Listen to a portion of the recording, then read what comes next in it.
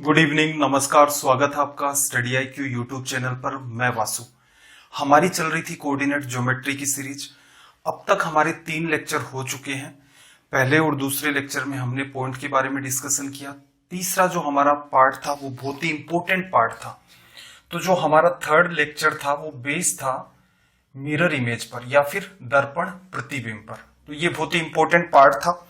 और देखो, जैसे इस लेक्चर में भी हमने क्या किया था, सारी चीजों को एकदम डिटेल में समझा एक एक करके कि इस सवाल को देखो सिर्फ कॉमन सेंस होता तो ग्राफ बनाकर या डायग्राम बनाकर कैसे सोल्व कर सकते थे या फिर इसका तरीका क्या था।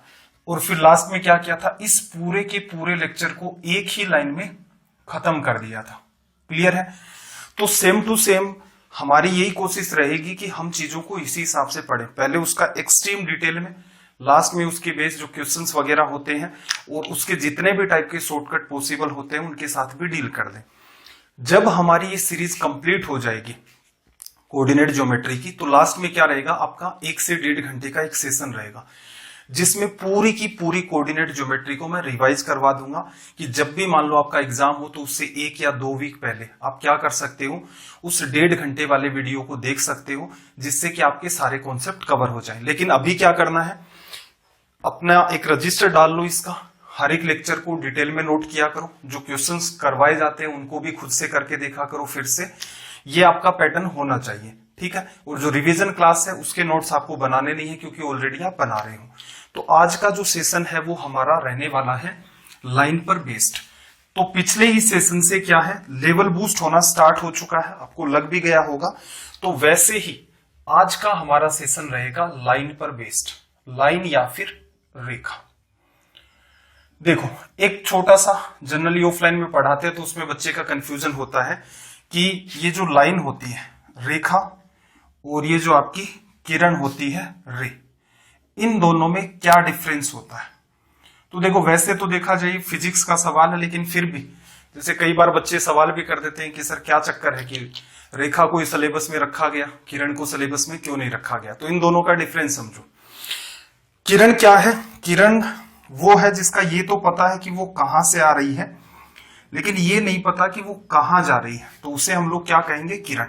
जैसे सूर्य से हमने कभी कहा कि किरणें, सूर्य से हमने कभी कहा कि रेखा निकल रही है, कभी नहीं कहते हम लोग क्या कहते हैं, सूर्य से किरणें निकलती है। तो हमें उसका ओरिजिन तो पता है लेकिन वो कहां तक जा रही है ये नहीं पता होता।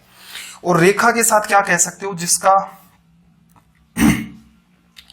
ना तो ये पता कि वो आ कहां से रही है और ना ही ये पता कि वो जा कहां रही है, मतलब इनफाइनाइट से आई इनफाइनाइट पर चली गई, तो उसे हम लोग क्या कह देते हैं, रेखा कह देते हैं। तो जनरली हम लोग क्या करते हैं, ऐसे ही डायग्राम बना देते हैं। तो इसमें कभी भी हम ओरिजिन को या एंड पॉइंट को नहीं रखते।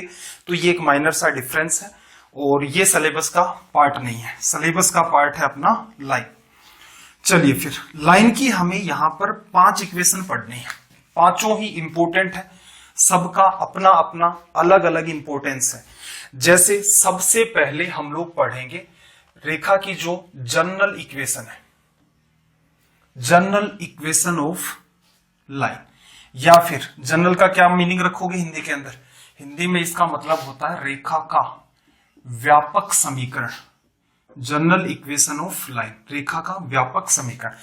तो कई बार आपने इस टाइप से इक्वेशन लिखी हुई देखी होंगी, जैसे 3x माइनस 4y प्लस 7 बराबर 0, देखा आपने।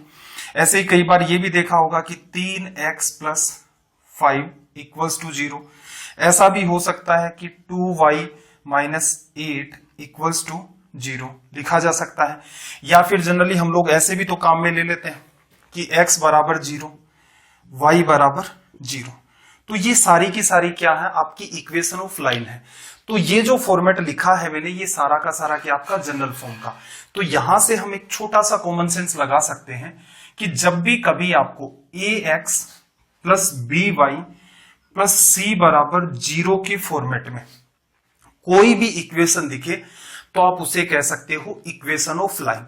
और यही पार्ट देखो आगे चल के रिलेट होगा अपना अलजेब्रा के साथ, नंबर ऑफ सॉल्यूशन। कई बार आप रट्टा मार लेते हो ना कि a1 upon a2 not equals to b1 upon b2, तो उस केस में ओनली वन सॉल्यूशन होगा। एक ऐसा केस होता है इनफाइनाइट सॉल्यूशन निकलते हैं, एक ऐसा भी केस होता है जिसमें अपने जीरो सॉल्यूशन निकलते हैं। तो अलजेब्रा में जब आप ये बात पढ़ते हो तो वहां आपको रटना पड़ता है, लेकिन मैं आपको लाइन जब कंप्लीट करवा दूंगा तो इसी के अंदर अपना एक पार्ट आएगा नंबर ऑफ सॉल्यूशन, कि क्या वजह है कि वो सॉल्यूशन 0, 1 या इनफाइनाइट निकल के आते हैं, तो उसके पीछे की वजह यही होती है। तो इक्वेशन ऑफ लाइन में क्या होगा, या तो x मौजूद होगा या y मौजूद होगा, या x और y दोनों ही मौजूद हो सकते हैं। और ध्यान रखना x और y की मैक्सिमम पावर 1 हो सकती है।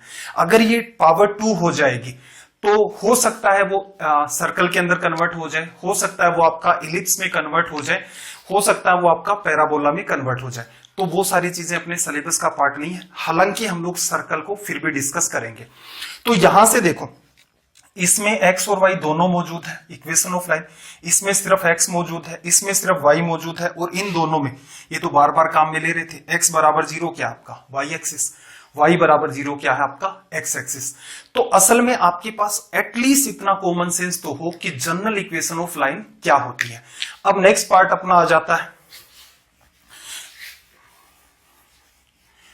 कि slope form of A line. और कल एक बात और मैंने ऑब्जर्व की कि एक शायरी सुनाई थी आपको, एक शायरी सुनाई थी, एक शेर सुनाया था, तो कई बच्चों ने उसको भयंकर एंजॉय कर डाला। तो वो बच्चे थोड़ा सा ये ध्यान रखें कि जो प्यार है वो एक पूंजीवादी विचार है। पूंजीवादी विचार कैसे हुआ भाई, क्योंकि ध्यान रखना, आप जिन्हें चाहते हैं उनके सपनों में राजकुमार आते हैं, कोई मजदूर नहीं आता है। तो मेरे ख्याल से आप इस बात को समझ गए होंगे कि पढ़ाई कितनी जरूरी है। हालांकि ठीक है, सारियां वारियां एंजॉय करते रहा करो, और भी बातें हैं, धीरे धीरे डिस्कस करेंगे एक एक करके, लेकिन प्राइम फोकस आपका क्या होना चाहिए, आपकी स्टडी पर। क्लियर है। स्लोप फॉर्म है, सीधे सीधे बात कर लेते हैं मुद्दे की। तो ये क्या होती है आपकी y बराबर mx प्लस c का फॉर्मेट। अगर मैं x की वैल्यू 0 कर दूं, x की वैल्यू बताओगे कहां 0 होती है, x की वैल्यू y एक्सिस पर 0 होती है। तो यहां से थोड़ा सा इस बात का डायग्राम भी बना लेते हैं, y axis and x axis. तो यहां से x को मैंने 0 किया और ये वाली वैल्यू मुझे c मिल गई, तो मैं मान सकता हूं कि ये मेरी लाइन है और उसका ये मेरा हो गया डायग्राम। अब जब आपने x को 0 किया है तो यहां पर y की वैल्यू c, तो y की वैल्यू यहां से क्या हो गई c। तो असल में देखा जाए तो ये जो बात है ये रिप्रेजेंट किसको करती है, y एक्सिस पर सेक्टर की length of sector on y axis. Clear है, इसको आप ध्यान रखेंगे, या फिर सेक्टर को कई बार हिंदी में अगर कहोगे तो अंतःखंड कहा जाता है। क्लियर है। एक इंपॉर्टेंट बात और आपको समझनी है, ये जो पार्ट है आपका m वाला, ये भी इंपॉर्टेंट है।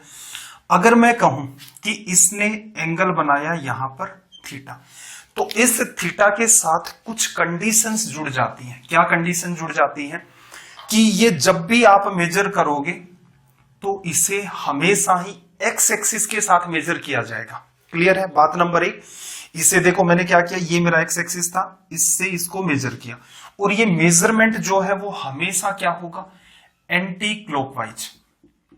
अब क्यों होगा, तो देखो ऐसा है, किसी भी चीज को पढ़ा जाता है या सिलेबस में डाला जाता है, उसके ऊपर सारी की सारी एनालिसिस हो जाती है, तो उसे पढ़ने के कुछ इंटरनेशनल स्टैंडर्ड बना दिए जाते हैं। कि कोई कहेगा 30 डिग्री है, कोई नीचे की तरफ मेजर कर देता, मान लो एक लाइन इधर जाती, इसने 30 बनाया, कोई नीचे मेजर कर देता, वो भी कहता 30 है। तो ये कंक्लूजन निकाला कि इस टाइप का कोई कंफ्यूजन ना हो, तो आप हमेशा क्या करोगे, एक्स एक्सिस से एंटी क्लॉकवाइज डायरेक्शन के अंदर एंगल का मेजरमेंट करोगे।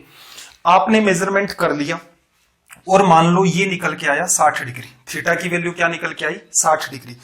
तो आपने क्या किया, इस थीटा का tan वाला फॉर्मेट लिख दिया। जैसे आपने क्या किया, tan 60 डिग्री लिख दिया। tan 60 डिग्री की वैल्यू क्या होती है, √3। तो ये जो √3 निकल के आया है, इसी को हम लोग कहते हैं m, या फिर यू कह लें। इसका एक जो नाम है आपका, थोड़ा सा पार्ट में मिटा रहा हूं, यहां पर c ध्यान रखोगे आप, y एक्सिस पर सेक्टर की लेंथ। तो देखो जनरल लैंग्वेज में हम एक शब्द काम में लेते हैं यहां पर स्लोप। तो असल में स्लोप क्या है, m, और m का दूसरा मतलब क्या है, टेन थीटा। थीटा क्या है? एंटी क्लॉकवाइज डायरेक्शन में एक्स एक्सिस के साथ किसी लाइन ने कितना एंगल बनाया, तो वो आपका क्या हो जाता है? स्लोप। टेन थीटा लेते हैं, स्लोप या फिर हिंदी में आप इसको कह सकते हो ये आपकी ढाल हो गई। एक स्टैंडर्ड नाम भी यूज किया जा सकता है इसके लिए, और उसे क्या कहा जाता है? ग्रेडियंट। ग्रेडियंट प्रवणता। ऐसा भी हो सकता है कि मान लो भविष्य में आप सवाल देखते हो और उसके अंदर शब्द काम में ले लिया गया है ग्रेडियंट, तो आप इससे कंफ्यूज नहीं होंगे। इसी को स्लोप बोल दिया जाता है और इसी को ग्रेडियंट बोल दिया जाता है। तो यहां तक कोई कंफ्यूजन नहीं होगा आपको। अब देखो, फिर से जो जनरल इक्वेशन हम लोगों ने पढ़ी थी उसी के साथ मैं इस बात को फिर से रिलेट करवा रहा हूं। रिलेट करवाने का रीजन क्या है कि आपको जो इक्वेशन दी जाती है वो मेनली सारी की सारी इक्वेशन होती हैं जनरल फॉर्म में, स्लोप फॉर्म वगैरह में नहीं देता वो आपको। तो यहां से बात को समझना कि ax plus B Y plus C equals to 0, ये आपकी क्या है? General equation. और y equals to M X plus C, ये क्या आपकी? Slope form. अब ऐसा सवाल आ जाए मान लो भविष्य में, साथ में डिस्कस कर देते हैं जो छोटे छोटे सवाल हैं, कि 3x प्लस 4y माइनस 10 बराबर 0, इसकी जो स्लोप होगी, ये जो आपके सामने लाइन मैंने रखी है, इसकी जो स्लोप होगी वो कैसे फाइंड करोगे? तो उसका कोई तरीका तो होना चाहिए। अब बार बार एग्जामिनर इसी फॉर्मेट में आपको लाइन दे रहा है, तो बेटर क्या रहेगा, इसका कंपैरिजन इससे कर लो कि ये वाली जो इक्वेशन है ये इस फॉर्म में दिखनी स्टार्ट हो जाए। तो सिंपल तरीका है, क्या करोगे भाई, ax को भेज दो उस साइड, तो क्या हो जाएगा? माइनस का ax, c भी चला जाएगा उधर, माइनस का c, और by इधर बचा, तो y बराबर b का क्या कर दो यहां पर? डिवीजन, तो b का डिवीजन। तो ये जो पार्ट आपको दिख रहा है, अब आप मेरे ख्याल से इजी वे में ही इसको कंपेयर कर सकते हैं, जैसे इसको तो इधर ही लिख लो। अपना उद्देश्य था स्लोप को फाइंड करना, और किस फॉर्म में? जब वो आपको जनरल फॉर्म में दे रखी हो। तो असल में आपने क्या देखा, y की वैल्यू जो है यहां और यहां इक्वल है, m x का मल्टीपल है, तो x का मल्टीपल यहां आपको m दिख रहा है, क्लियर है? तो माइनस a अपॉन b क्या हो गई? इस इक्वेशन की स्लोप हो गई। अब भविष्य में ऐसा नहीं है कि हम लोग बार बार क्या करेंगे, इसको y बराबर mx प्लस c के फॉर्म में ले जाएंगे फिर वहां से रिजल्ट निकालेंगे, नहीं, ये काम आपको नहीं करना। आपने एक सिंपल सा कंक्लूजन निकाल लिया कि जब भी कभी आपके पास कोई जनरल इक्वेशन होती है और आप उस जनरल इक्वेशन को कन्वर्ट करके ले जाते हो एक स्लोप फॉर्म में, तो वहां पर m की वैल्यू होती है माइनस a अपॉन में b, या फिर सीधे सीधे जहां जहां स्टार लगा रहा हूं वो बातें आपको सीधे पता होनी चाहिए, क्लियर? तो यहां से m असल में क्या है, तो माइनस a क्या था भाई? x कोऑर्डिनेट का मल्टीपल, यही तो है, और यहां से b क्या है, तो y कोऑर्डिनेट का मल्टीपल। ये अपना रिजल्ट निकला था, कौन सा? Minus a upon b। आपको क्या ध्यान रखना, आपको माइंड में इतना ही सेट रखना है कि जो स्लोप होगी आपको इक्वेशन जनरल फॉर्म में दी जाएगी, आप स्लोप निकालेंगे तो क्या करेंगे, m equals to minus x coordinate का मल्टीपल अपॉन y कोऑर्डिनेट का मल्टीपल, बस काम खत्म। इतना ही आपको ध्यान रखना है। और यही बात है, अब मैं थोड़ा सा और एक्सप्लेन करूंगा तो आपको समझ आ जाएगा कि एक जगह ये बात कंफ्यूज भी करती है। चलो अपने सवाल पर आ जाते हैं। मुद्दे की बात ये है, अपना सवाल ये है कि मान लो आपको चलते ही पूछ ले कि स्लोप बताओ, तो सिंपल है, m equals to minus x का मल्टीपल 3 अपॉन y का मल्टीपल 4, ये लो, तनाव खत्म हो गया। तो इतना सा आपको काम करना कि चीजें आसान है, बस उसको थोड़ा थोड़ा खोल के पढ़ते जाओ, तो दिमाग के अंदर सारी की सारी चीजें एक के बाद सेट हो जाएंगी। अब देखना जरा, एक इंपॉर्टेंट बात और समझना, यहां पर कई बार क्या होता है, आपको 2 बिंदु दे दिए जाते हैं और उनकी स्लोप पूछ ली जाती है। स्लोप कब पूछेगा भाई, 2 बिंदु आपको दे रखे, एक बिंदु आपका ये है, एक बिंदु आपका ये है, इसका नाम मैं दे देता हूं x2 एंड y2, और ये वाला जो मेरा पॉइंट है इसका नाम मैंने दे दिया x1 और y1। अब सीधे बिंदुओं की तो स्लोप होती नहीं है, तो क्या कहेगा कि इन दोनों बिंदुओं को जब आप मिला दोगे तो क्या स्लोप होगी, ये तो ढाल ही है ना, तो क्या स्लोप होगी। तो इसके लिए सिंपल सा दिमाग लगा लो, ये क्या किया आपने, वाई एक्सिस बनाया, ये आपने एक्स एक्सिस बना दिया। अब आपका कॉमन सेंस काम करने लग गया होगा कि एम असल में क्या होता है, टेन थीटा। यही तो लिखते हो कि प्रवणता या जो ढाल है आप निकालते हो वो लिखते हो कि एक थीटा एंगल निकालोगे और उसका टेन थीटा ले लोगे तो आपकी स्लोप निकल के आ जाएगी। इजी टास्क थी। अब यहां से बात को समझना, इनकी स्लोप कैसे निकालोगे, तो सिंपल है, इसको बढ़ा दो, आगे बढ़ा दिया तो इसने कितना एंगल बनाया यहां पर एक्स एक्सिस के साथ। अब ये कहीं से भी गुजरे, ओरिजिन से गुजरे, इधर गुजरे, उधर गुजरे, कोई फर्क नहीं पड़ता। एक्स एक्सिस के साथ मैं मानता हूं एंटी क्लॉकवाइज डायरेक्शन में इसने एंगल बना लिया थीटा। अब हमें निकालना है कि भाई ये थीटा तो बना लिया, इसकी टेन थीटा की फॉर्म क्या होगी, और दे क्या रखे सिर्फ आपको दो बिंदु। तो सिंपल है, आप क्या करो, एक्स एक्सिस के पैरेलल यहां से एक लाइन ड्रॉ कर दो, कर दी। अब देखना, दो समांतर रेखाओं को जब तीसरी लाइन कट करती है तो संगत कोण, करस्पॉन्डिंग एंगल्स आपके क्या होंगे, इक्वल। अगर ये एंगल थीटा है तो ये वाला भी क्या होगा, थीटा। और यहीं से एक परपेंडिकुलर ओ ड्रॉ कर दो इस पर, कर दिया। कैसा ट्राइंगल दिख रहा है भाई आपको, राइट एंगल ट्राइंगल। अब यहां से कोई मुझे कहे कि टेन थीटा की वैल्यू बताओ, कि टेन थीटा की वैल्यू क्या होगी, तो आप कह सकते हो टेन थीटा मतलब परपेंडिकुलर अपॉन बेस, लंब बटा में आधार लिखा जा सकता है। अब मैं पुरानी बातें रिपीट नहीं करूंगा, क्योंकि कुछ बच्चे क्या कह रहे थे उस टाइम, ये बेसिक है, ये हमें आता है। तो देखो, अगर आपको आ रहा है, जिन्होंने सिंसियरिटी के साथ देखी होंगी सारी की सारी चीजें, तो उनको तो वैसे भी पता होगा। जिन्होंने बीच बीच के अंदर चीजों को निकाल दिया है या स्किप कर दिया, उनके लिए अब हो सकता है इश्यू क्रिएट हो जाए। तो बात को समझना, मुझे ये वाली वैल्यू चाहिए, ये वाली कैसे निकालोगे भाई, एक्स एक्सिस से परपेंडिकुलर डिस्टेंस y कोऑर्डिनेट, ये दूरी y2 है, और ऐसे ही अगर आप यहां से एक परपेंडिकुलर ड्रॉ करते तो ये दूरी y1, तो आप कह सकते हो ये वाली दूरी क्या होगी, y2 माइनस y1 लिखा जा सकता है। ऐसे ही देखना, यहां से यहां तक की दूरी x2, यहां से यहां तक की दूरी x1, ये दूरी x2, ये x1, ये वाला जो बीच का गैप है आप इसे क्या कह सकते हो, x2 माइनस x1। तो यहां से टेन थीटा की वैल्यू क्या निकल के आ गई, perpendicular y2 minus y1 upon x2 minus x1। Clear है, तो ये आपकी हो गई स्लोप। अब कंफ्यूजन क्या क्रिएट होता है, जब हम लोग पढ़ रहे थे लाइन के बारे में, तो लाइन में असल में हमने क्या कंक्लूजन निकाला था, माइनस ले रहे थे, फिर x कोऑर्डिनेट का मल्टीपल अपॉन y कोऑर्डिनेट का मल्टीपल। क्लियर है, और यहां पर क्या है, माइनस का साइन कुछ नहीं है, y2 माइनस y1 अपॉन में x2 माइनस x1। ये आपका मन करे तो माइनस दोनों में से कॉमन ले लोगे तो y1 minus y2 upon x1 minus x2, ये आपका रिजल्ट आ जाएगा। क्लियर है बात, तो इस चीज को ध्यान से समझना, रटना नहीं है। दोनों ही चीजें कैसे बनती हैं, दोनों के मैंने आपको रीजन बता दिए कि जनरल इक्वेशन को जब आप स्लोप फॉर्म के साथ कंपेयर करते हैं तब आपका m निकल के आता है, और वो क्या होता है, माइनस x कोऑर्डिनेट का मल्टीपल अपॉन y कोऑर्डिनेट का मल्टीपल, या x का मल्टीपल अपॉन y का मल्टीपल। और यहां पर क्या होगा, y कोऑर्डिनेट का डिफरेंस अपॉन x कोऑर्डिनेट का डिफरेंस। जैसे एक छोटा सा सवाल साथ में ले लेता हूं, बाकी तो हम लोग क्या करेंगे, सेशन के लास्ट में क्वेश्चंस को डिस्कस करेंगे। तो ये हमारी हो गई स्लोप की बात, कि असल में स्लोप क्या है। और देखो, एक दूसरा तरीका और भी होता है वैसे स्लोप निकालने का, जैसे जिन बच्चों ने dy बाई dx, ये भी आपका m ही होता है, या और स्टैंडर्ड फॉर्म में लिखेंगे तो डेल्टा y अपॉन में डेल्टा x। जब आप 11th-12th में डिटेल में आप लिमिट्स वगैरह पढ़ते हो तो उसके अंदर ये सारी की सारी चीजें चलती हैं। खैर, जिन्होंने नहीं पढ़ रखा भी 11th-12th में मैथ्स, तो वो इन चीजों को स्किप कर सकते हो।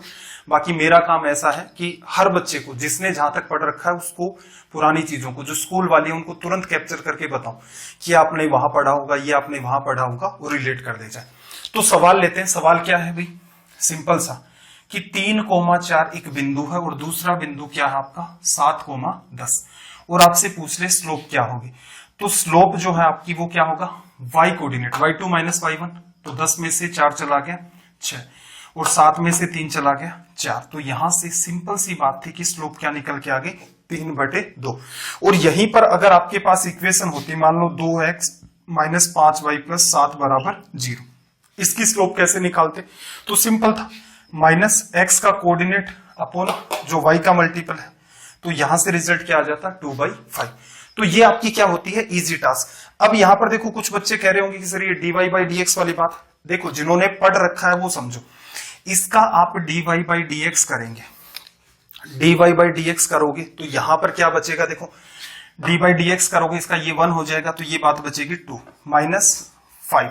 y का करोगे तो ये क्या हो जाएगा, dy बाई dx, और कांस्टेंट वैल्यू का 0 होता है, लास्ट में आपके 0 है। तो देखना ये 2 चला जाएगा, उस साइड के अंदर माइनस का होगा, माइनस माइनस कट जाएगा, और यहां से dy बाई dx की वैल्यू क्या निकल के आ जाएगी, 2/5। क्लियर है? यही कॉन्सेप्ट ध्यान रखना, अलजेब्रा के अंदर जब आपको मैक्सिमा मिनिमा में आप पढ़ाऊंगा तो वहां पर भी मैं इस चीज का आपको यूज सिखाऊंगा कि मैक्सिमा मिनिमा के जो सवाल होते हैं कैसे आप डिफरेंशिएशन का यूज करके, जो आपका अवकलन है उसका यूज करके उन सवालों को तुरंत सोल्व कर सकते हैं। क्लियर है? और वहां भी मैक्सिमा मिनिमा क्यों निकालते हैं इसका भी एक रीजन होता है कि क्या वजह है वो, कि एक फालतू सा सवाल पूछने लग जाता है कि इसकी मैक्सिमम वैल्यू क्या होगी, मिनिमम वैल्यू क्या होगी। असल में वो ग्राफ्स ही होते हैं, और वहां पर भी हम लोग क्या करते हैं, टेंजेंट लाइन ड्रॉ करते हैं। लेकिन कोई भी क्या करता है, कोऑर्डिनेट ज्योमेट्री को अलजेब्रा से रिलेट नहीं करवाता। अब जिसने कोऑर्डिनेट ज्योमेट्री को अलजेब्रा से रिलेट नहीं करवाया है वो कभी भी इनके रिलेशन नहीं बता सकता। तो इसी वजह से बहुत फील आने वाला आपको हर चीज के साथ कि जब हम लोग ज्योमेट्री वगैरह पढ़ेंगे तो उसके अंदर तो इतनी सारी चीजें हैं समझाने के लिए, और इतने सारे आपके तरीके होते हैं कि सवाल ऐसे कर दो, इस टाइप से कर दो, अलग अलग तरीके। और मेरे ख्याल से सबको समझ आ रहा होगा, तो कमेंट करके एक बार चैट के अंदर बता दो कि हाँ एकदम फील आ रहा है।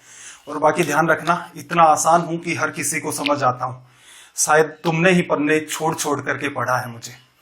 तो चलो भाई तीसरी बात उठा लेते हैं, equation of line. Equation of line passing through a point.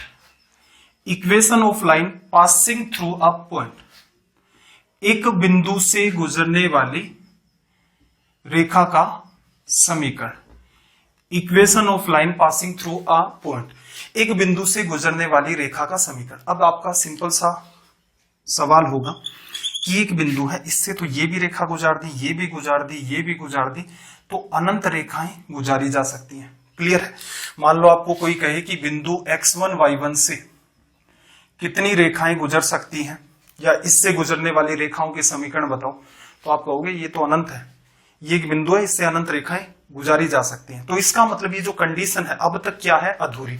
तो यहां पर क्या करेगा, प्लस में आपको एक कंडीशन और देगा, या तो थीटा की फॉर्म में देगा या स्लोप की फॉर्म में देगा। हालांकि आपको पता दोनों ही बातें सेम है, कि मैं कह दूं स्लोप √3 है, या फिर मैं कह दूं कि उसने एंगल जो बनाया है वो कितना है, 60 डिग्री, दोनों एक ही बात है। तो इस कंडीशन को क्या किया जाता है, बाउंड किया जाता है। और साथ में नई बात क्या जोड़ दी जाती है कि रेखा का समीकरण ज्ञात करो जो बिंदु x1 y1 से गुजरती है, साथ ही x एक्सिस के साथ थीटा एंगल वो बनाती है। तो यहां से देखो डायग्राम से इजी वे में ये बात आपको समझ आ जाएगी। क्या है भाई, ये आपके पास x एक्सिस, y एक्सिस, एक रेंडम आपने लाइन ले ली। क्लियर? अब जैसे इसने कहा था कि ये थीटा एंगल बनाती है, तो ये मैंने क्या ले लिया यहां पर, थीटा। और वो किससे गुजरती है, एक बिंदु है आपके पास x1 y1। जैसे आपको कह देगा कि इक्वेशन ऑफ लाइन फाइंड करो जो एंगल बना रही है 60 डिग्री और जो बिंदु 3,5 से गुजर रही है। तो इस कंडीशन पर बेस्ड सवाल है। तो यहां पर जो बातें हमें दे रखी हैं इसमें तो सारी बात कांस्टेंट होगी, m की वैल्यू √3, ये दो बिंदु। और इक्वेशन बनाने के लिए आपको क्या बताया था, या तो आपके पास x हो, या आपके पास y हो, या फिर आपके पास क्या है, दोनों के दोनों वैल्यूज हो। तो इसका मतलब हमारे पास देखा जाए तो कांस्टेंट वैल्यू तो है, लेकिन जो वेरिएबल वैल्यू, जो चर वैल्यू है आपकी, वो आपके पास नहीं है।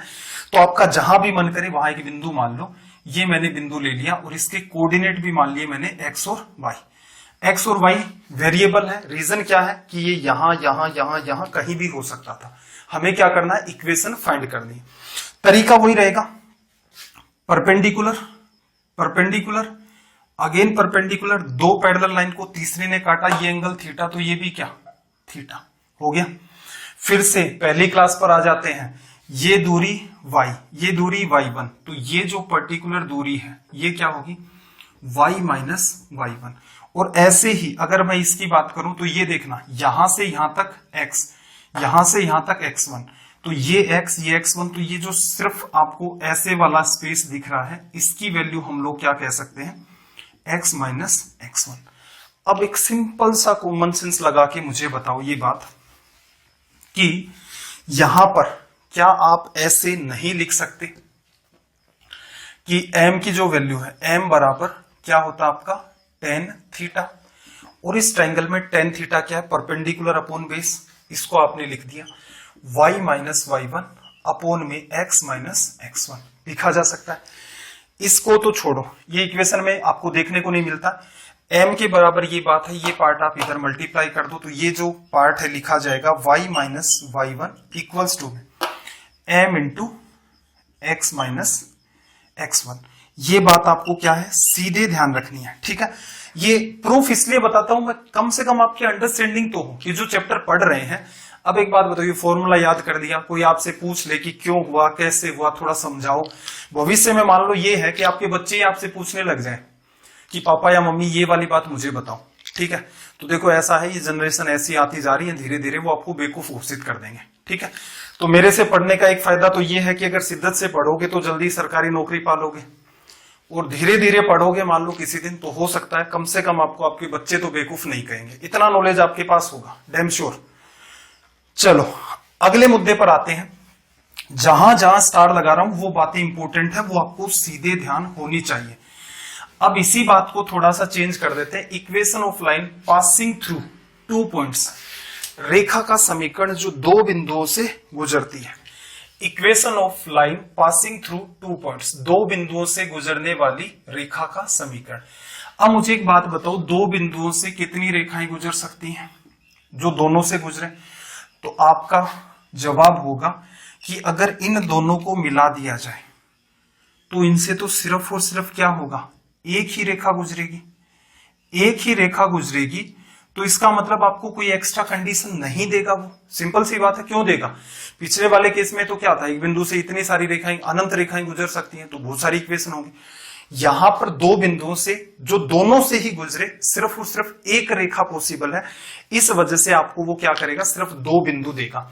अब फिर से मैं पीछे की तरफ आता हूं। अभी अभी जो हमने बात पढ़ी है उसमें हमने क्या पढ़ा था, बिंदु x1 y1 से गुजरने वाली जो रेखा है उसका समीकरण y minus y1 m into x minus x1 होता है, लिखा जा सकता है। अभी एक सिंपल सी बात बताओ, x और y का होना मस्ट है, x1 y1 वेरिएबल है, m कहां से लाए?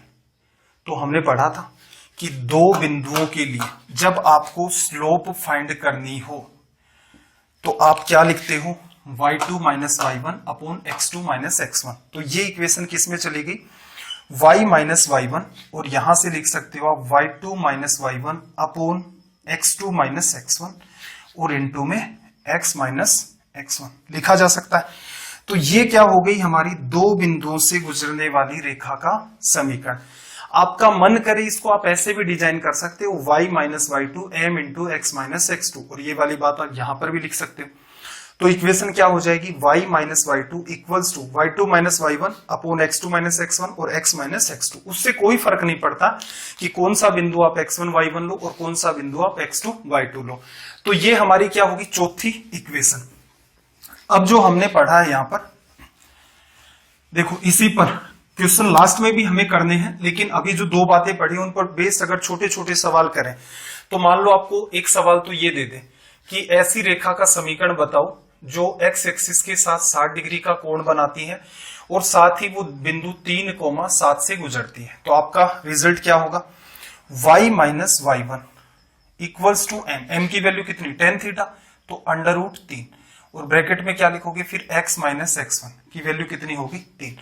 अगर आपको सिंपल सा सवाल और दे दिया जाए इसी हिसाब से कि ऐसी रेखा का समीकरण ज्ञात करो जो 3,2 और 5,7 से गुजरती है, तो आप क्या कहोगे, y माइनस y1, इसको y1 मान लेते हैं तो 2, y2 माइनस y1, 7 माइनस 5 2 और 5 माइनस 3 2, सॉरी 7 माइनस 2 5, और यहां से क्या हो जाएगा x माइनस x1, तो ये 3।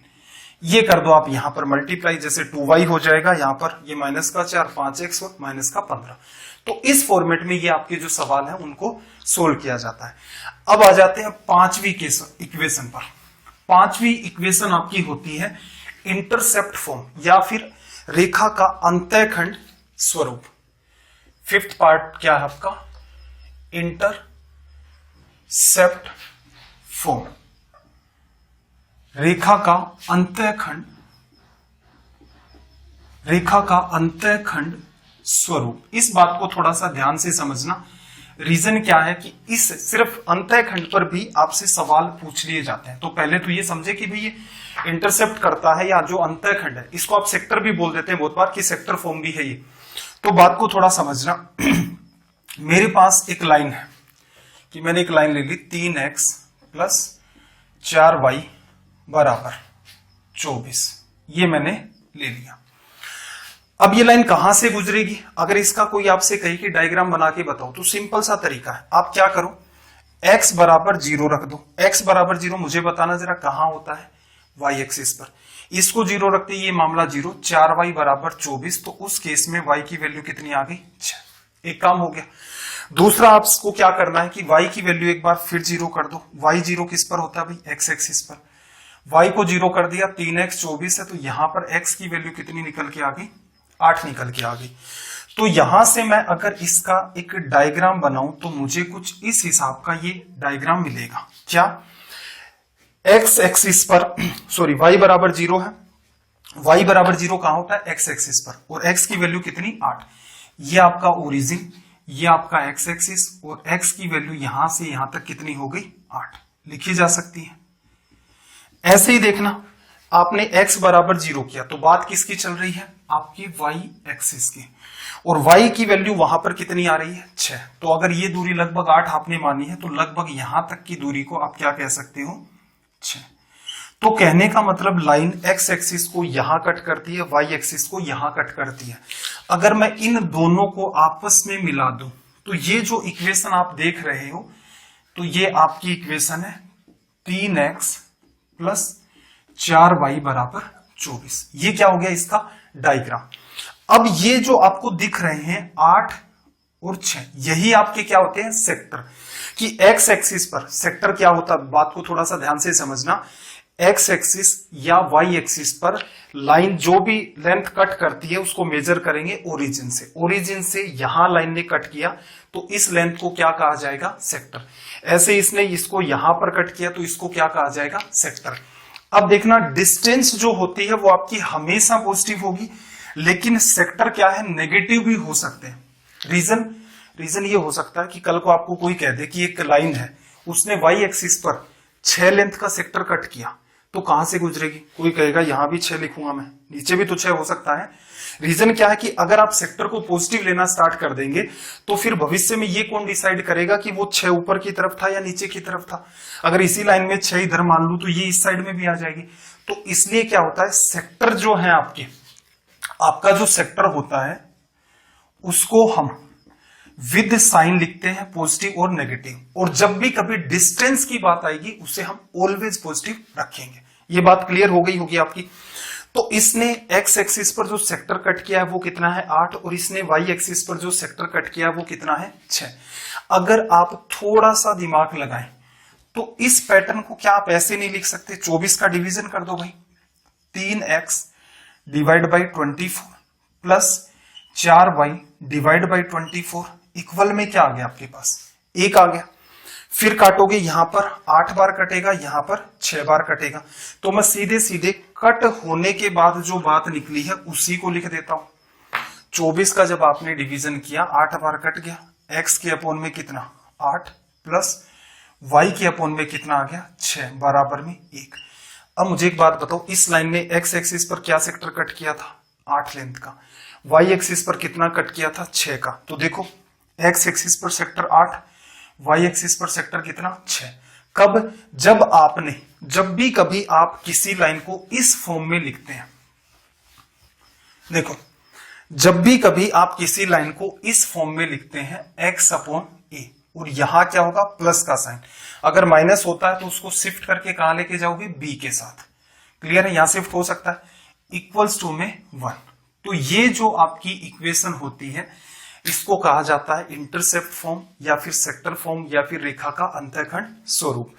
और ये जो x है लिखने की नीड नहीं है, x के नीचे जो बात है ये x एक्सिस पर काटे गए अंतःखंड की लंबाई, और ये जो है ये बात है आपकी y एक्सिस पर काटे गए अंतःखंड की लंबाई। इसको आप ध्यान में रख सकते हो।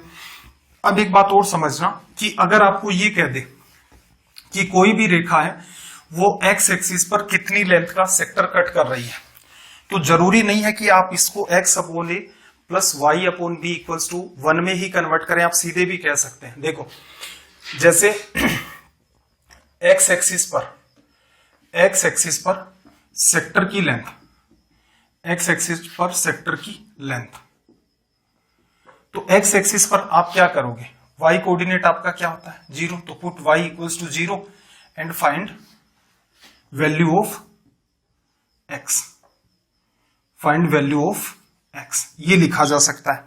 ऐसे ही अगर आपको कोई कहे कि y एक्सिस पर सेक्टर की लेंथ, तो y एक्सिस पर क्या होगा x बराबर 0 और y की वैल्यू फाइंड कर दो, रिजल्ट आ जाएगा। तो थोड़ा सा एग्जांपल से मैं समझा देता हूं आपको।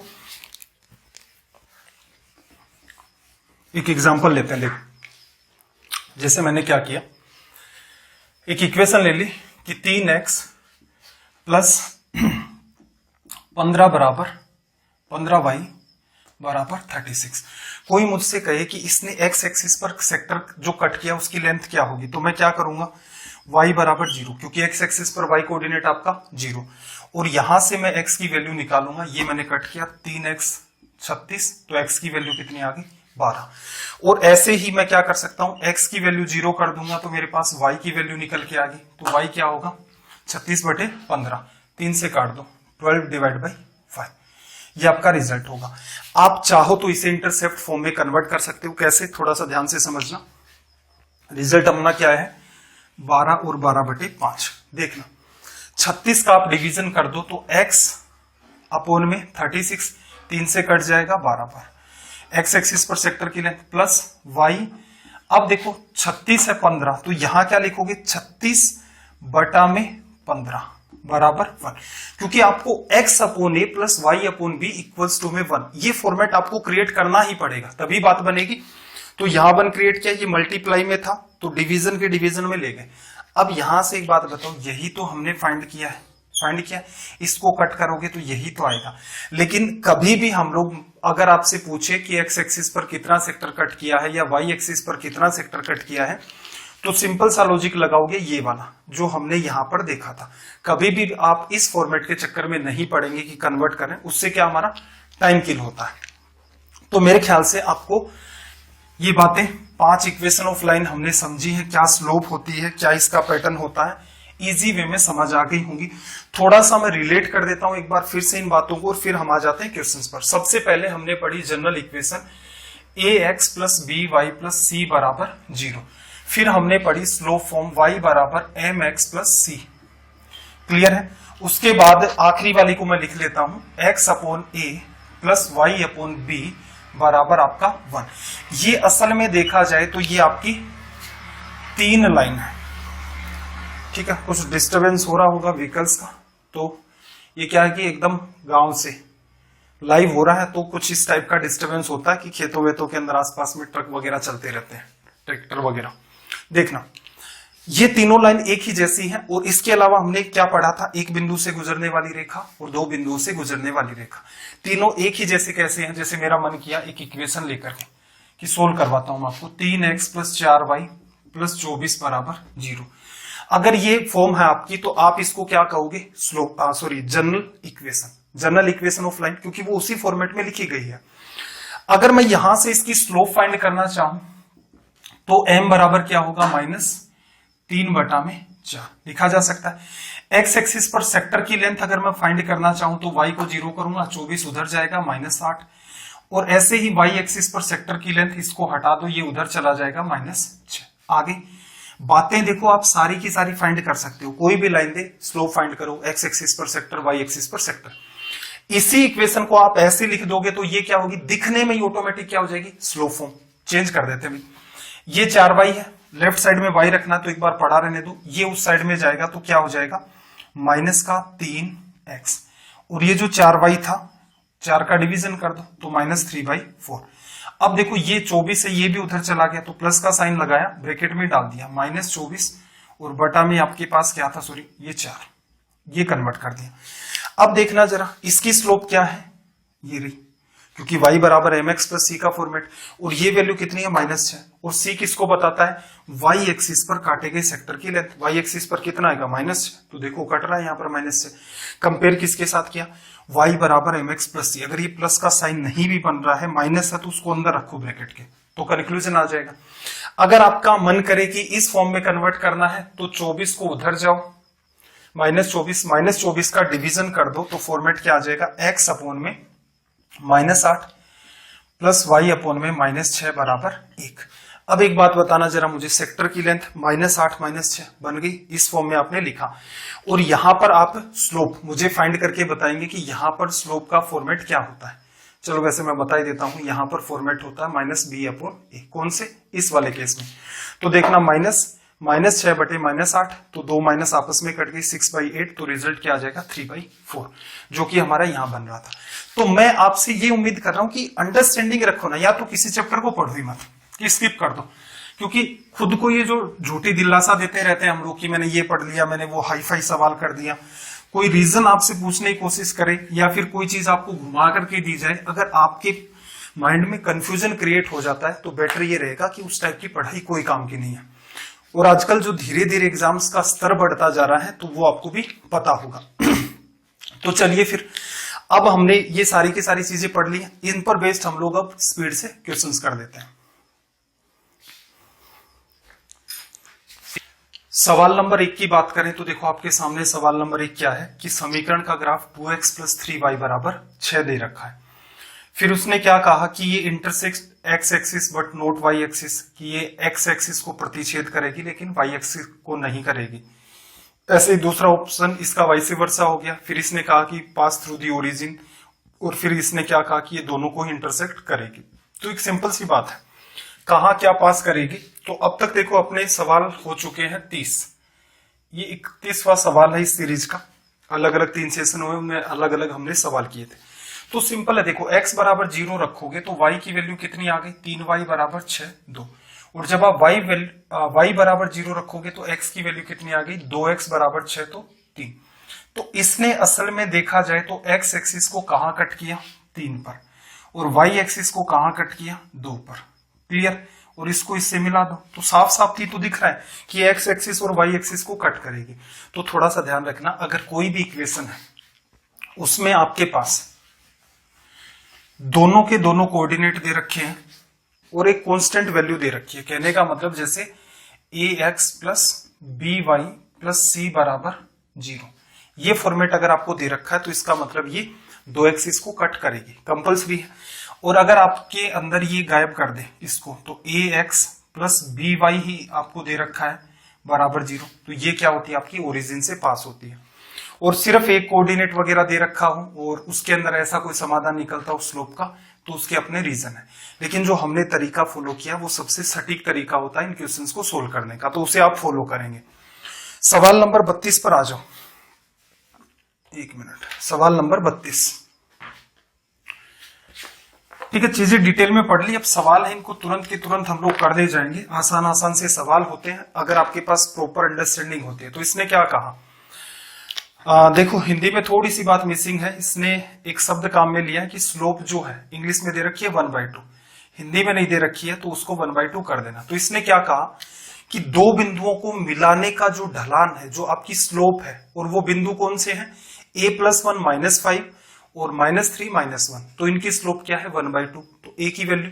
तो मेरे ख्याल से इससे आसान सवाल और क्या होगा, स्लोप क्या होता है y2 - y1 upon x2 - x1। तो y2 क्या है -1, और उसमें से -5 को लेस करोगे तो क्या रिजल्ट देगा, प्लस का 4 डिवाइड बाई -3, और माइनस का a+1 आप करोगे तो यहां से देखो माइनस माइनस प्लस हो जाएगा, तो -4 - a ये आ गया, और इक्वल में क्या आ गया आपके पास 1/2।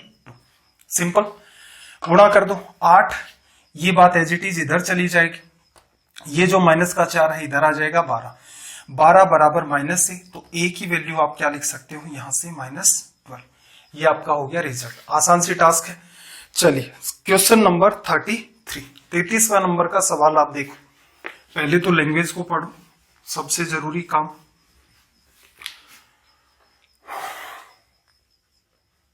देखो भाई क्या कहा, इफ अ लाइन मैक्स होना चाहिए था, grammatical mistake. 30 degree with positive x axis in clockwise direction, what is the slope of the line. देखो बात को समझना थोड़ा सा, कि ये आपका एक्स एक्सिस है, अगर ये लाइन आपकी कुछ इस हिसाब से जाती, मान लो इस टाइप से, और इसने ये एंगल बनाया होता तो ये 30 डिग्री, और ये डायरेक्शन क्या है आपकी, ये आपकी डायरेक्शन है एंटी क्लॉकवाइज। तो तुरंत आप इस केस में क्या कह देते कि m बराबर tan 30 डिग्री 1/√3।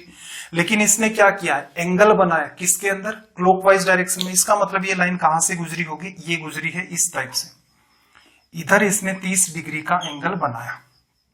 तो देखो जब भी कभी आपके पास कहीं भी क्रॉस लगता है तो ये आपके वर्टिकली ऑपोजिट एंगल होते हैं, ये इक्वल हो जाते हैं। तो इस लाइन ने, या फिर यू कर लो सीधे सीधे हम लोग क्या कर देते हैं, एक्स एक्सिस, उस लाइन को मिटा देता हूं मैं, ये कंफ्यूजन क्रिएट करेगी वरना। देखो प्रॉपर मैनर में ही बात को समझ लो थोड़ा सा।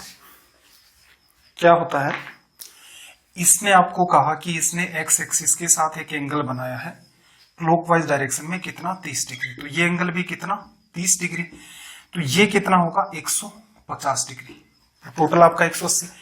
तो अगर ये क्लॉकवाइज में 30 बनाती है तो ये वैल्यू 30 होती है, और हमें पता है कि एक्स एक्सिस से एंटी क्लॉकवाइज डायरेक्शन में जो एंगल बनता है उसका tan थीटा लोगे, उससे स्लोप कहा जाएगा। तो यहां से क्या होगा भाई, tan 150 डिग्री, रिजल्ट क्या होगा, m की वैल्यू, tan 150 की वैल्यू होती है माइनस का 1/√3। तो यहां से ये अपना क्या हो गया, रिजल्ट। तो ये छोटी छोटी चीजें, ये कॉमन सेंस था आपका, एकदम सीधे सीधे माइंड में भी कर सकते थे, कोई डायग्राम नहीं बनाना था। आ जाओ भाई सवाल नंबर 34। सबसे पहला काम, सवाल की लैंग्वेज को पढ़ो।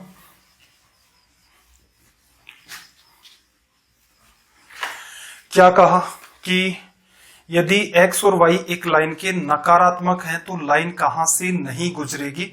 हिंदी में चेंज कर देना, x और y किसी लाइन के जो अंतःखंड है वो नकारात्मक है, ठीक है। सवाल की लैंग्वेज को थोड़ा सा कर देना, थोड़ी सी गड़बड़ हो रखी है कि किसी लाइन के जो x और y एक्सिस के ऊपर अंतःखंड कटते हैं वो दोनों के दोनों नेगेटिव है, तो लाइन कहां से नहीं गुजरेगी। तो एक बात बताओ, कोई भी एग्जांपल ले लो, x भी नेगेटिव मैंने -3 ले लिया, और मेरा y भी नेगेटिव तो मैंने इसको -2 ले लिया, और बराबर में क्या लिखना है, 1 लिखना है। या फिर इससे भी बड़ा कॉमन सेंस क्या है, जो x एक्सिस पर इसने सेक्टर काटा वो -3, और जो y एक्सिस पर सेक्टर काटा वो क्या है, -2। जरूरी नहीं आप अपने मन से कोई नेगेटिव ही रखो, उसको -a -b, अब -3 -2 -5 कुछ भी ले लो। अब सिंपल सा काम है, डायग्राम बना के देख लो, वैसे तो बात समझ आ गई होगी। x की वैल्यू कितनी है, -3, तो ये सेक्टर जो यहां दिख रहा है इसकी लेंथ -3, इस वाले की y एक्सिस पर जो सेक्टर है उसकी वैल्यू कितनी है, -2।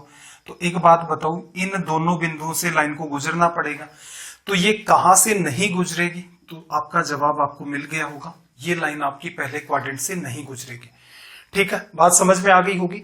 ये नेसेसरी नहीं होता। और बाकी एक टाइम के बाद तो मुझे सिंपल सी बात बताना कि एक्स एक्सिस पर सेक्टर नेगेटिव, वाई एक्सिस पर सेक्टर नेगेटिव, तो तुरंत आपका दिमाग कहां जाएगा कि ये बन रहा आपका पैटर्न, ये नेगेटिव दोनों पॉइंट को मिला दो, तो पहले क्वाड्रेंट तो भारी छूट गया, तो सीधे सीधे आप इसको हिट कर सकते थे।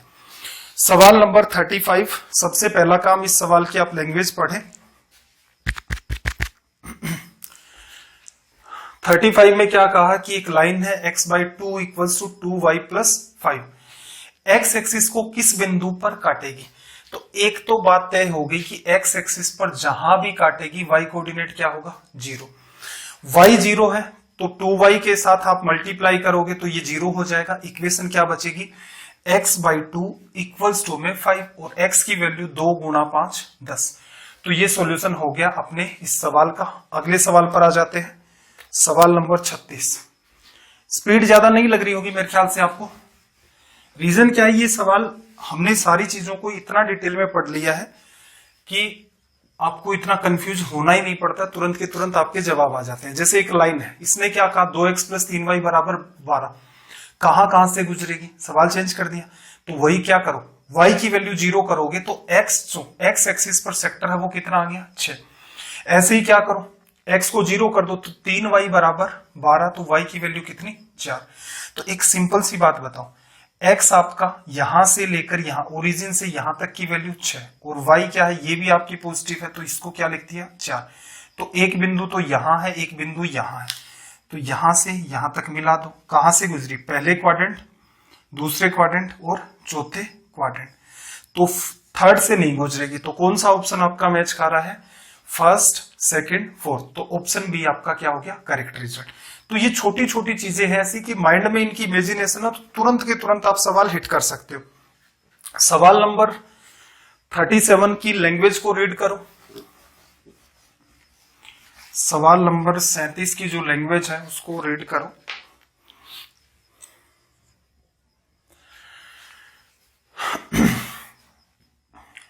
देखो क्या कहा कि समीकरण का ग्राफ x प्लस वाई, असल में देखा जाए तो ये भी आपकी क्या इक्वेशन ऑफ लाइन डिस्कस कर चुके हैं, और दूसरी लाइन क्या आपकी 5y प्लस 7x बराबर 24।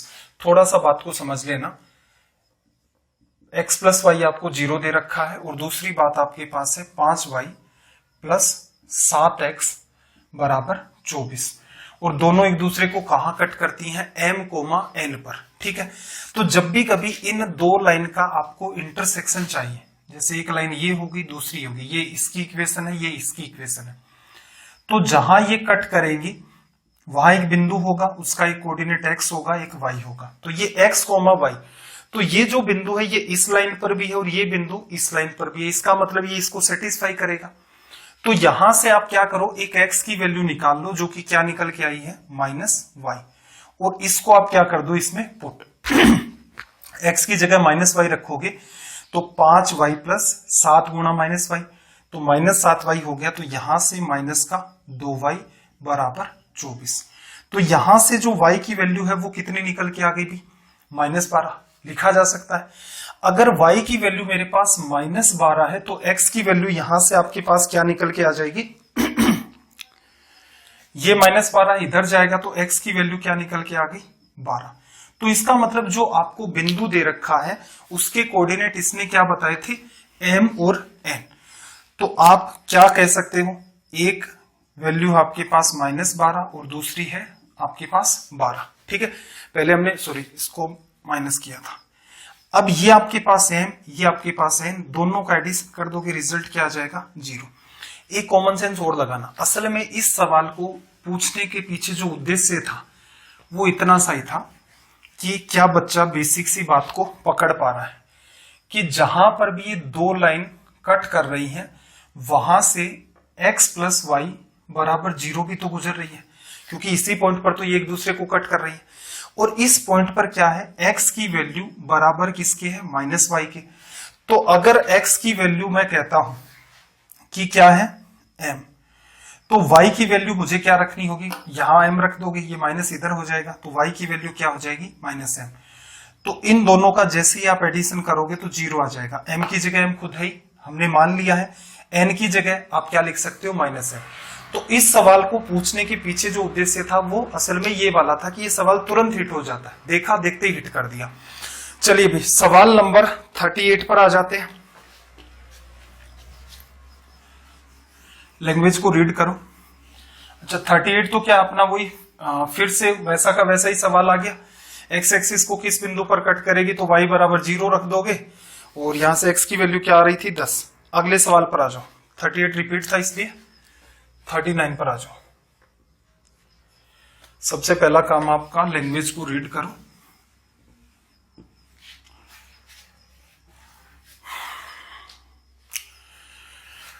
देखना जरा, रेखा का समीकरण x एक्स के साथ 45 डिग्री का कोण बनाता है और y एक्सिस पर 101 इकाई का अंतःखंड काटता है, तो स्लो फॉर्म काम में आएगी y बराबर mx प्लस c। तो यहां से एग्जाम में क्या स्टार्ट ले सकते थे, y बराबर m की वैल्यू 10, 45, 1 होती है, तो m की वैल्यू 1, तो ये x हो गया। y एक्सिस पर सेक्टर की लेंथ 101, तो इतना ही काम आपको करना था, या फिर आप ऑप्शन में भी देख सकते थे। तो कौन सा ऑप्शन जस्टिफाई करेगा भाई यहां से, तो ऑप्शन सी और डी में से देखना, तीनों चीजें एक ही तरफ जा रखी हैं तो इसको इधर ले जाओ, तो 0 बराबर x माइनस वाई प्लस 101। तो आपका ऑप्शन करेक्ट क्या हो गया, डी वाला। आसान सा सवाल था। सवाल नंबर 40 की बात करें,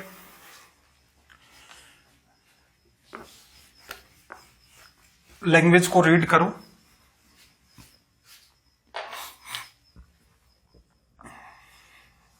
देखना, लाइन 3x प्लस 4y बराबर 12 के द्वारा एक्सों के मध्य काटे गए भाग की लंबाई ज्ञात करो। ये आपका एक्स एक्सिस, ये आपका वाई एक्सिस। एक्स एक्सिस पर जो सेक्टर कटेगा उसकी लेंथ, y को 0 कर दिया, 3x बराबर 12, तो x की वैल्यू 4। तो यहां से लेकर यहां तक की दूरी को मैंने क्या मान लिया, 4। ऐसे ही क्या करो, y एक्सिस पर x कोऑर्डिनेट 0 कर दो, 4y बराबर आपका 12, तो y की वैल्यू कितनी, 3। तो ये वाला जो पार्ट है इसकी लेंथ कितनी आ गई, 3। तो असल में लाइन क्या थी, इस बिंदु से भी गुजरेगी और इस बिंदु से भी गुजरेगी, तो दोनों को मिला दो, मिला दिया। असल में वो क्या कह रहा था कि x एक्सिस और y एक्सिस के बीच जो सेक्टर कट हुआ है, तो इन दोनों पॉइंट्स को मिला दिया जाए तो ये वाली जो लेंथ है ये कितनी आएगी, तो 3 और 4 की वजह से राइट एंगल ट्राइंगल है, और 5 आपका यहां से क्या हो गया, रिजल्ट। ये बात वो पूछना चाह रहा था। सवाल नंबर 41, देखो जी जान लगाते रहो सवालों पर। ऐसा है कि कुछ सवाल साथ साथ में करेंगे तो इजी वे में हो जाएंगे, और एक साथ करने बैठ जाएंगे तो फिर बहुत लंबी चौड़ी टास्क हो जाएगी, और उसमें आपकी एनर्जी भी बहुत लगेगी। तो और मेरे ख्याल से ऐसा है कि 1 या सवा घंटे का जो सेशन होता है उसमें आप वैसे भी टॉर्चर तो होते नहीं होंगे। चलो भाई, क्वेश्चन नंबर 41 में आपको क्या दिया, फिर से वही सवाल कि 6x प्लस वाई प्लस 2 बराबर 0 निम्न में से किन चतुर्थांशों से गुजरती है। सिंपल, देखो अब कुछ नहीं बताना आपको, ये axis, y axis, first second third fourth सब पता है। x की वैल्यू आपने 0 रखी तो y की वैल्यू -2, y की वैल्यू -2, ये बिंदु हो गया।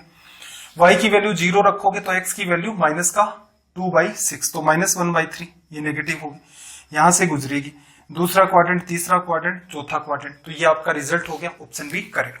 तो इन सवालों को असल में डील ऐसे करते हैं, तो इसीलिए क्या करता हूं मैं, नंबर ऑफ क्वेश्चंस बढ़ा देता हूं कि एक ही टाइप के एटलीस्ट 2 सवाल तो अपने पास हो, कि जिससे पहले वाले सवाल में बच्चे को डिटेल में बता दो, फिर उसका जो एग्जाम पॉइंट ऑफ व्यू से उस सवाल को कैसे सोल्व करेंगे ये बता दो, और फिर लास्ट के अंदर जब वो सवाल फिर से आए तो तुरंत उसको हिट करना सिखाओ कि ये आपको करना है एग्जाम में। क्वेश्चन नंबर 42, रेखा y बराबर 3x किस बिंदु से गुजरती है। तो इस सवाल की छोटी सी एक्सप्लेनेशन है ये हमारा सवाल नंबर है 42।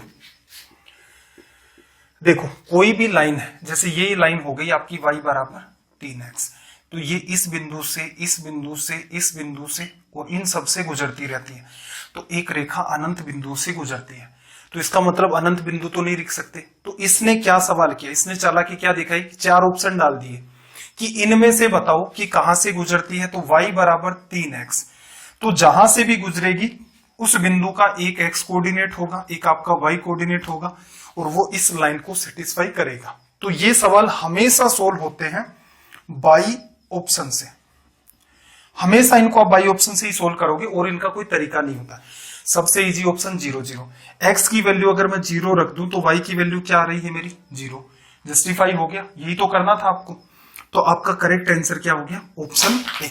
सॉरी, देखो y बराबर 3x है, जब आप x की वैल्यू 0 रखते हो तो y ऑटोमेटिक 0 निकल के आता है, और हम भी क्या चाह रहे थे कि अगर x की वैल्यू 0 रखते हैं और y की 0 आ जाती है, या y की 0 रख देते हैं और x की 0 आ जाती है, इसका मतलब ये बिंदु क्या है, इस लाइन पर। तो आज के सेशन का अपना फिर आखिरी सवाल, नहीं कुछ सवाल और हैं, 1 मिनट, 42 तक अपने हो गए, 43 2-3 सवाल और देख लेते हैं। लैंग्वेज को रीड करो भाई।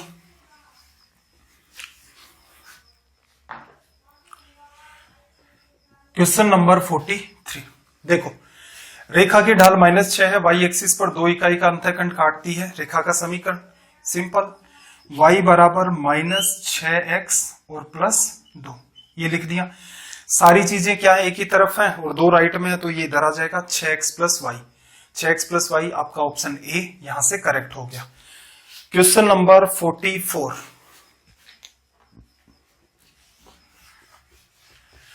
क्वेश्चन नंबर 44,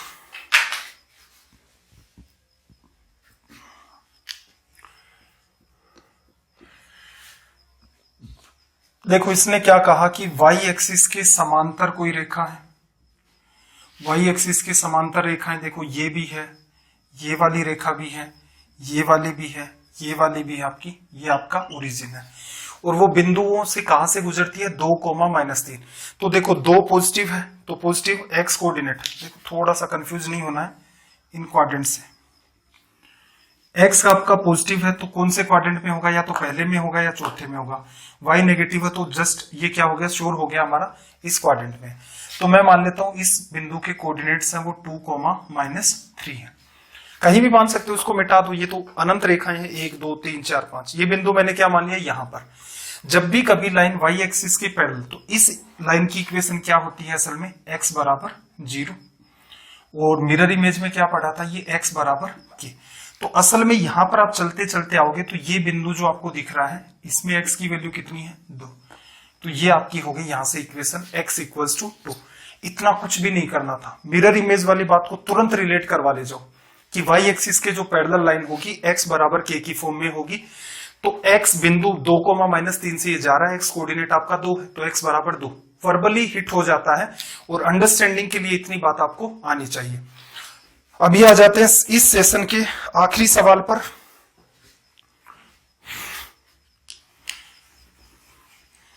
शायद मेरे ख्याल से आज का सेशन थोड़ा सा बड़ा हो गया है और क्वेश्चंस आज कुछ फास्ट ही डिस्कस किए हैं। तो लास्ट में क्या करना, कमेंट करके जरूर बताना, क्योंकि उन्हीं चीजों से आइडिया लगेगा कि जो बच्चे हमारे साथ इन सेशंस को कंटिन्यू देखते हैं वो कैसा फील करते हैं। स्पीड ज्यादा है, कम है, कहाँ स्लो करें, कहाँ फास्ट करें, थ्योरी में स्पीड स्लो रखें, फास्ट करें, या क्वेश्चंस में स्लो करें या फास्ट करें। ठीक है, तो इस टाइप के सजेशन जरूर दिया करें। क्वेश्चन नंबर 45 क्या कहा कि रेखा 2x + 5y + k बराबर 0 पहले और दूसरे और चौथे से गुजरती है, तो k की सीमा का मान क्या होगा। बात को समझना, कहां से गुजरी है, फर्स्ट से, सेकंड से, फोर्थ से, पहला दूसरा चौथा, ये वाला, ये लाइन है। अब एक बात बताओ, इसी लाइन को मैं अगर इंटरसेप्ट फॉर्म में रख लूं, इंटरसेप्ट फॉर्म के अंदर अगर मैं रखता हूं तो k मेरा राइट में चला गया, या फिर ऐसा कर दो, सिंपल सा लॉजिक लगाओ, इतना तनाव भी नहीं लेना है। क्या करो, x एक्सिस पर इसने जो सेक्टर कट किया इसकी वैल्यू निकाल दो। x एक्सिस पर इसने जो सेक्टर कट किया, y को जस्ट 0 रखो, 2x बराबर -k, x की वैल्यू क्या होगी, -k/2 लिखा जा सकता है। ऐसे ही इसने जो y एक्सिस पर सेक्टर कट किया है, y एक्सिस पर सेक्टर मतलब x की वैल्यू 0, तो 5y = -k, then y will be -k/5। अब एक बात बताओ, सेक्टर की वैल्यू कैसी आनी चाहिए, ये भी पॉजिटिव, ये भी पॉजिटिव सॉरी, लेकिन यहां तो क्या है, नेगेटिव। वैल्यू फाइनली पॉजिटिव निकल के आनी चाहिए। के बारे में तो बताना ही आपको कैसा है, तो के को क्या रखो, नेगेटिव, तो नेगेटिव नेगेटिव पॉजिटिव, फिर नेगेटिव नेगेटिव पॉजिटिव, तो हेयर के विल बी नेगेटिव। ये आपको ध्यान रखना है यहां पर। तो ऑप्शन जिस हिसाब से दे रखे हैं, तो के <0 सॉरी। तो ये हमारा हो गया आज का सेशन। अगले सेशन में हम लोग डिस्कस करेंगे, देखो एक तो एंगल को हमें पढ़ना है, एंगल जब हम लोग पढ़ेंगे तो साथ ही में डिस्कस करेंगे नंबर ऑफ सॉल्यूशंस को, हमें सेंट्रोइड, ट्राइंगल, क्वाड्रिलेटरल, ये सारी बातें पढ़नी है, शिफ्टिंग ऑफ एक्सिस भी पढ़ना है, हमें सर्कल भी पढ़ना है। क्लियर है, तो एक एक करके सारी चीजों को आप देखते रहें गौर से, अपने नोट्स बनाते रहें और इन वीडियोज को ज्यादा से ज्यादा शेयर करते रहें। तो बहुत ही जल्दी एक नए सेशन में हर शाम आप 9 बजे वैसे मान के चला करें कि डेली आपकी क्लास होगी। तो मिलते हैं कल शाम 9 बजे। जय हिंद, जय भारत।